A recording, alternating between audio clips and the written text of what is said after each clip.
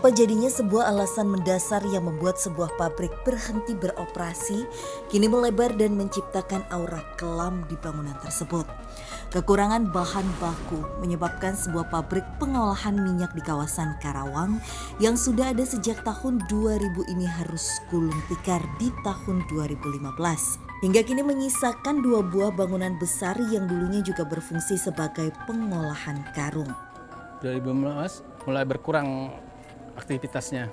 Mulai itu tahunnya sekitar tahun, serang berapa lama sih ya? Sekitar tahun 2000-an. Tak hanya menyisakan beberapa bangunan kosong saja, pabrik yang dulunya mampu menampung hanya 100 orang pekerja ini nampaknya tak lebih menjadi sebuah sarang sosok astral yang seakan menjadi misteri jika dikaitkan dengan peristiwa para pekerja yang kehilangan nyawa dengan alasan kelelahan bekerja. Sering, dulu sering. 1, 2, 3 orang, nggak lebih dari 5. Paling minimal 3 orang. Hingga kini pabrik yang memiliki hampir luas 2 hektar menuraikan beragam kisah mistis dan sosok astral yang tak hanya kerap menampakkan ke penjaga bangunan, melainkan ke warga sekitar yang bermukim tepat di sebelah pabrik ini. Ya itulah informasi dari orang paranormal mah gitu, banyak rame kayak pasar. Banyak hal-hal ketika saya duduk sendirian, itu kadang ada yang besi bergerak atau ada yang nimpuk. Angker, karena dari zaman udah lama juga benar-benar memang angker. Dari warga sekitar kadang terdengar seperti aktivitas di malam hari itu, seperti bunyian teng yang padahal di lokasi ini tidak ada aktivitas sama sekali. Lantas apakah malam ini kami mampu menuntaskan misteri keangkeran pabrik dengan beberapa peristiwa kelam yang menimpa para pekerjanya hingga kerap dikatakan gentayangan?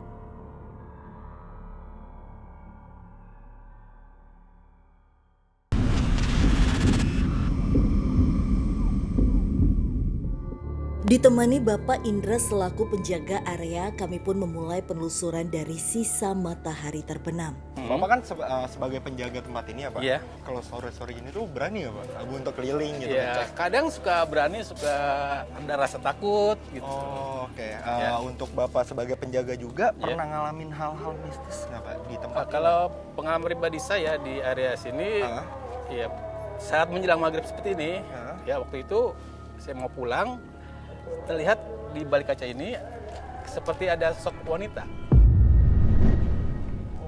Oh, itu Bapak melihat langsung? Iya, di balik kaca ini. Oke, kita boleh masuk Pak? Silakan. Mau masuk kan Anda? Ya, siap. Permisi, Assalamualaikum. Tak perlu berlama-lama kami pun mencoba membuktikan apa yang menjadi pengalaman Bapak Indra. Oke, kalau yang kan Anda sendiri lihat itu gimana kan Anda? Siap, Mas ya. Kalau sejauh ini sih saya belum melihat sosok wanita itu di bangunan ini. Tapi saya kayak menemukan suatu makhluk, cuma bukan wanita nih. Di mana kan Anda? Sini. Permisi, Assalamualaikum.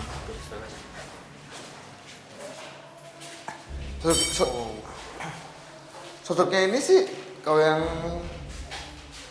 hanya laki-laki biasa, laki-laki biasa yang notabene itu hanya dia tidak mengganggu, tapi hanya diam di ruangan ini. Oh, menempati bangunan ini aja. Sosoknya itu dengan pakaian biasa, pakaian kayak bangsa-bangsa anak muda pakai Fas ya. Oh, okay. Jadi emang dia dengan kaos oblong, bahkan celana pendek aja, tapi dia nggak ada cerita sama sekali sih. Nggak cerita sama sekali. Oke. Nah, mungkin kalau yang soal cewek itu ya Pak ya? Ya. Dia itu datang mengganggu itu dengan bunyi-bunyian atau emang penampakan aja? Penampakan Pak? aja. Penampakan aja Iya, ya? penampakan aja. Tapi emang... Nah ini kayak ada suatu ini pas ya.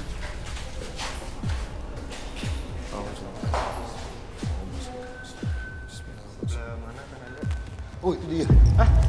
Seakan hampir tak menemukan apa yang Bapak Indra lihat, seketika Dan Ananda merasakan adanya sosok astral lain. Ada apa kan Anda?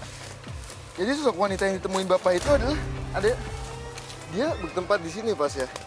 Oh. Jadi dia bertempat di sini, makanya pada saat saya di dalam itu Pak, saya kayak di telinga saya itu sini Pak. Di telinga saya itu kayak ada bisikan, saya di sini katanya, saya di sini. Nah, sosok yang Bapak temuin itu ada di sebelah sini Pak. Dia sosoknya dengan pakaian putih biasa Pak ya. Dengan pakaian putih biasa, dengan biasa yang kita temui itu. Yang kita temui, dia emang suka mengganggu. Kenapa mengganggunya ke bangunan itu? Karena di situ dulunya masih banyak aktivitas ya Pak ya. Iya. Oh, dan akhirnya dia memilih mengganggu di sekitar Ya, situ. walaupun tempatnya ini, posisi tempatnya itu ada di belakang kita, belakang kita ini Pas ya, sosoknya ini. Jadi nggak hanya makhluk wanita yang di belakang kita ini Pas ya, melainkan ada sosok yang lain Pak, Iya. dengan yang dibungkus kain putih. Kayak gitu. Dan emang betul wanita dan yang utamanya si sosok wanita ini, dia eksistensinya akan muncul menjelang maghrib kayak gini Pas. Oh, mungkin ada faktor dari situnya juga ya, Ya, Kananda, karena perpindahan maghrib. waktu itu. Iya, jadi Perpindahan dia waktu. lebih aktif lagi. Betul ya. banget, betul banget. Tapi Kananda mungkin boleh ditanya ke sosok ini tuh ada hubungannya nggak dengan gangguan-gangguan yang terjadi di dalam pabrik sana?